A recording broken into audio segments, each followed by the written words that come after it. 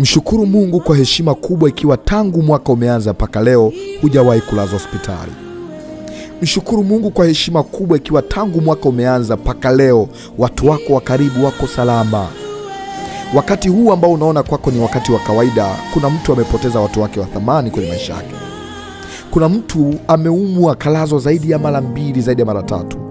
Na mwingine mwaka tangu umeanza amekuwa ni mtu wa kushinda hospitali. Pengine ni yeye anaumwa au na ndugu yake wa karibu anaumwa. Mwingine tangu mwaka umeanza amekuwa akipokea taarifa za huzuni, taarifa za vifo. Lakini wewe Mungu amekupa neema, hakuna mtu wako wa karibu ambaye amepatwa na tatizo lolote.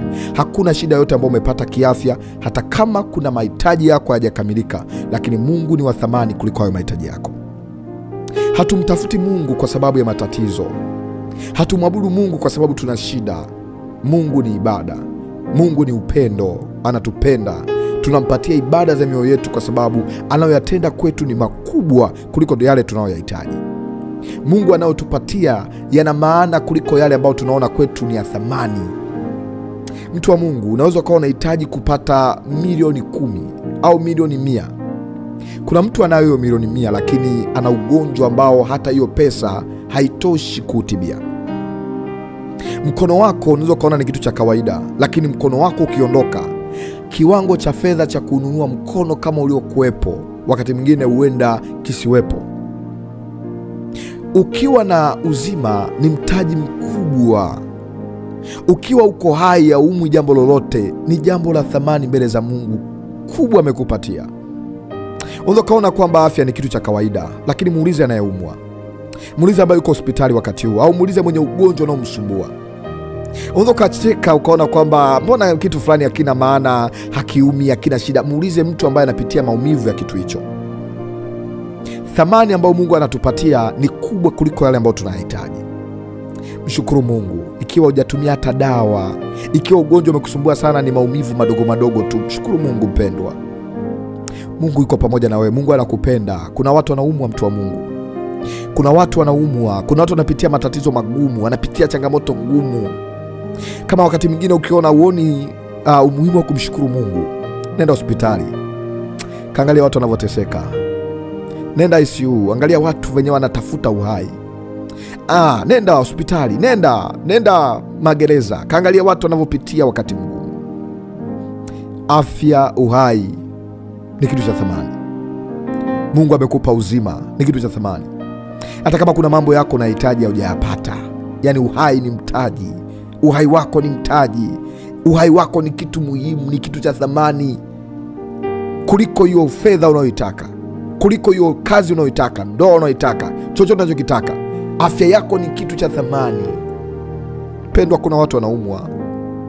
Kuna watu wameambiwa majibu mabaya, magumu na madaktari. Vipimo vimewapa matokeo mabaya. Wanajichukia, wanawaza hata bora ufike mwisho wa maisha. Wanatamani hata dunia ipinduke, pengine waweze kujiokoa. Mungu amekupa kitu cha thamani. Mshukuru Mungu. Usiwe mtu mwenye kiburi cha uzima. Mtu mwenye kiburi cha uzima ni mtu ambaye anajivunia uzima, anajivunia watu, anajivunia ndugu, anajivunia kipato kwa kuwa anakula vizuri, anaishi vizuri, anapata anachokitaka, anadharau watu wengine, anasema hakuna Mungu. Mambo ya Mungu ni mambo ya kupoteza muda. Mungu ni wa thamani kwenye maisha yako. Usijivune kwa sababu ya nguvu ulizokuwa nazo. Usijivune kwa sababu ya watu uliokuwa nao. Mheshimu kila mtu. Mheshimu kila mtu. Usijivunie kiwango cha fedha ambacho Mungu amekubariki. Mungu anaweza kukutoa akampa mtu mwingine. Cheo, kiti ni dhamana ya muda. Haidumu. Hakuna kinachodumu. Hakuna kinachodumu hapa duniani. Tutaviacha, watavichukua watu wengine, wataendelea. Tupo duniani kwa muda tu. Duniani ni wapitaji. Tunapita. Hakuna ambaye anaweza kusema mimi miaka na miaka na garantii na warantii. Tuko duniani ni kwa muda. Mshukuru Mungu. Wengine mna bima, mjaenda hospitali. Wengine mjapokea taarifa yote mbaya. Lakini wakati huo unaosema mimi sina taarifa mbaya, kuna mtu amepokea taarifa ngumu, imelalua moyo wake, imelalua maisha yake. Pesa yote aliyokusanya inaenda kuishia kwenye tatizo moja tu lililojitokeza. Wewe Mungu amekupa uhai, amekupa afya, amekupa nguvu. Wewe ni wa thamani. wewe ni mbarikiwa. Mshukuru Mungu, tumshukuru Mungu. Neno la Mungu linasema pamoja nasi kwenye kitabu cha Zaburi. Tupite hapo kidogo tupate ujasiri wa mambo ya Mungu. Kitabu cha Zaburi sura 107 mstari wa 1 na kuendelea. Anasema mshukuruni Bwana kwa kuwa ni mwema. Anasema kwamba na waseme hivi waliokombolewa na Bwana. Wale waliokombolewa na Bwana waseme hivi. Sema maneno haya kumshukuru Mungu sasa. Bwana Mungu, tumekuja mbele zako, tunasema asante. Sio kwa nguvu zetu, sio kwa ujanja wetu, sio kwa maarifa yetu, sio kwa vyeo vyetu vilivyotupatia nguvu hizi, vilivyotupatia uzima huu, bali ni neema yako. Wala si juhudi zetu, sio mazoezi, sio aina ya vyakula tunavyokula vimefanya tuwe salama. Wako wengine wanakula vyakula vya hovyo, wako wengine wanakula vyakula vizuri na wanapata changamoto. Mungu, tunasema asante kwa sababu umetuepusha. Kuna wakati tulijichanganya tukaingia mahali pa hatari, Mungu katutoa salama. Na kila sababu Mungu ya kukushukuru, na kila sababu ya kusema asante. Unajua Mungu amekuepusha na mangapi? Kuna maeneo ya hatari ulipitia, kuna vitu vya hatari ulipita, lakini Mungu amekuepusha, amekuvusha. Wakati hiyo vita ambayo wewe umepitia, mwingine imemtoa duniani, mwingine imempatia magonjwa, mwingine imempatia matatizo, lakini Mungu amekuvusha salama. Lile gari ambalo ulipanda, kuna mtu amepata ajali. Kile kitanda ambacho ulilalia na wewe wakati umeumwa wakati ule, kuna mtu alikufa pale pale. Mungu amekupa neema kutoka mzima. Mungu amekupa neema. Kile kiti ambacho wewe ulikaa, kuna mtu alikaa na akapoteza uhai. Kile kiti ambacho ulikaa, kuna mtu alikaa akapata magonjwa. Maadui na watesi wetu ni wengi, lakini Mungu anatuponya nao wote. Mshukuru Mungu tu kwa ajili ya watoto wako. Kama na watoto ni wazima, wako wengine wanatamani wapate uzima wa watoto wao, lakini imekuwa ni shida. Wanashinda na watoto wao hospitali tangu Januari mpaka mwezi huu, wanashinda hospitali, lakini Mungu amekupa neema. Mshukuru Mungu tu, mwambie Mungu asante. Sina cha kukutolea, sina cha kukupa zaidi ya midomo yangu. Midomo yangu na ipaze sauti mbele zako ikushukuru tu kwa matendo yako makubwa. Mungu, ninakuimbia. Mungu, ninakuabudu. Mungu, ninakutumikia. Nipe moyo wa ibada wa kutumikia. Mungu, ninakupenda. Mshukuru Mungu, mshukuru Mungu, mtu wa Mungu. Shukrani ni kitu cha thamani.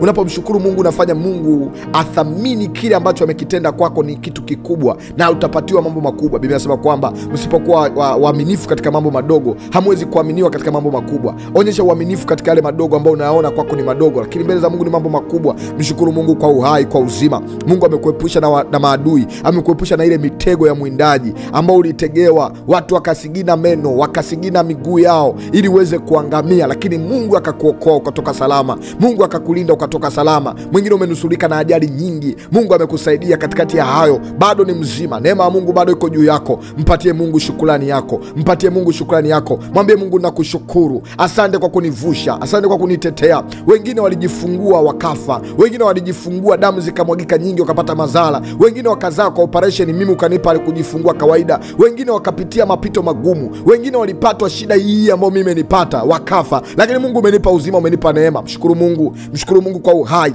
Mshukuru Mungu kwa kila jambo ambalo Mungu amekupatia. Pito hilo la ndoa ambalo wewe linakupitisha, kuna watu ndoa yao imeshaachana, watu wameshashindana, lakini wewe Mungu amekupa neema, amekupa ujasiri. Una kila sababu ya kumshukuru Mungu. Mshukuru Mungu, paza sauti yako, mwambie Mungu asante. Asante kwa kibali na neema, na kila sababu ya kukushukuru. Mimi ni mwanadamu, nakosea katika mengi, lakini natambua kwamba Mungu ni wewe umefanya. Kama sio mkono wako mimi ningekuwa wapi? Kama sio huruma yako Mungu, mimi ningekuwa mgeni wa nani? Maana sina mtu wa kuniweka mahali fulani, sina mtu wa kunisaidia, sina ndugu aliyeinuka kwamba angeweza kunisaidia, lakini Mungu umenisaidia kunitoa hapa kunipeleka pale. Mungu umenisaidia kunipa riziki ya kila siku. Mungu umenisaidia kunipa afya, kunipa nguvu. Mungu ninakushukuru. Mshukuru Mungu kwa jina la Yesu. Mshukuru Mungu tu, mshukuru Mungu tu. Paza sauti yako kwa shukrani. Mwambie Mungu, nakupa shukrani yangu siku ya leo. Wakati mwingine sio lazima upeleke mahitaji tu kila siku. Mwambie Mungu asante kwa matendo yako. Asante kwa yale ambayo umefanya. Umenitendea jana, juzi. Yaani kila siku Mungu unafanya mambo mapya juu yangu.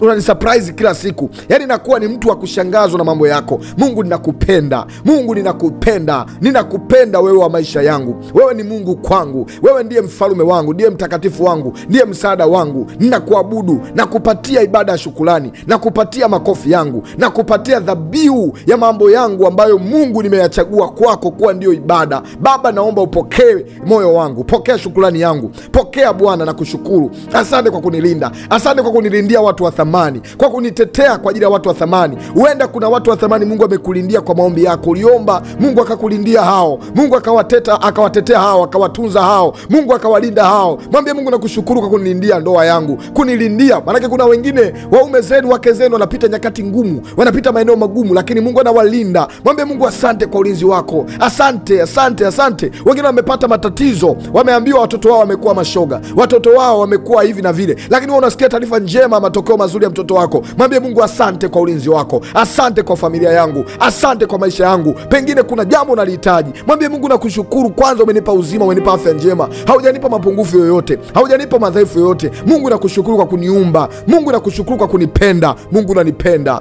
Mungu unanijali. Nasema asante. Mshukuru Mungu kwa kinywa chako. Mwambie Mungu asante. Shukrani yako ni neno zuri mbele za Mungu. Kati ya neno ambalo unatakiwa mrudishie Mungu ni neno asante. Ni neno asante, ni neno na kupenda Mungu na kushukuru Mungu na kuabudu na kuadhimisha. Wewe ni mzuri kwangu, fadhili zako ni mpya kwangu kila itwapo leo, katika jina kuu la Yesu Kristo aliye hai, amen. Tumeomba maombi ya shukrani. Ni maombi muhimu sana kuliko lawama na manunguniko. Umefanya vizuri. Mungu akubariki aliyekuvuta mpaka muda huu. Unaweza kaendelea kunifuatia zaidi kwa mitandao ya kijamii. Ingia YouTube, andika maombi tiba au andika maombi ni dawa. TikTok andika maombi tiba au maombi ni dawa. Na kama uko TikTok wakati huu, bonyeza alama ya kunifollow ili uwe kwanza kupokea vipindi vya kiroho. Naamini Mungu atakubariki na kutendea mema. Na unatamani wasiliana nami moja kwa moja, karibu kwa namba hiyo iliyoandikwa WhatsApp. Mungu wa mbinguni akubariki, akutendee mema.